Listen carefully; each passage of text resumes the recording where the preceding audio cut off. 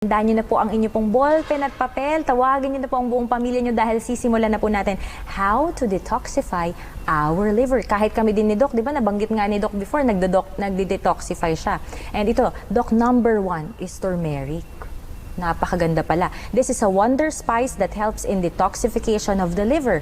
It helps in boosting enzymes which can flush out dietary toxins from the body. And alam niyo po ba kung paano siya gawin, mga kaibigan? You have to consume half teaspoon. So yung hindi po kutsara, kundi yung kalahati po ng kutsarita ng turmeric sa isa pong baso ng maligamgam na tubig sa umaga. Ganun pala dapat. So, kailangan para malinis po siya within 2 weeks, mga kaibigan. Kung everyday within 2 weeks, in 14 days, ginawa nyo po ito, ay talaga nga naman pong pag sinabayan nyo pa ng yung water natin, yung soft water natin na tawag natin, which is from the 8 laws of health, ay talaga nga naman pong malilinis at madidetoxify yung ating pong liver.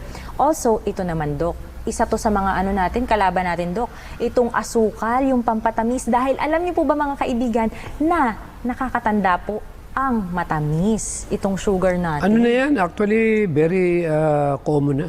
Actually, majority of people knows already that sugar is not really good for our immune system, for our health. Skin, but because of the, what you call that, advertisement, and at the same time, yung nandiyan lang yung mga bilihin na halos lahat, hindi mo na, bumili ka nga lang ng tinapay ngayon kung titignan mo yung sugar content ang sobrang taas Ang tanong, ano kaya sugar yung nilagay ron?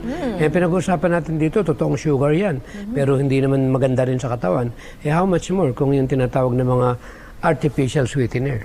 Yes, totoo, Doc, no? And also, sa ating pong mga manonood, alam niyo po ba that this sugar actually inhibits our body's ability to produce certain enzymes. Ibig sabihin, pinipigilan niya, hinaharangan niya yung mga enzymes na dapat napoproduce ng ating pong katawan.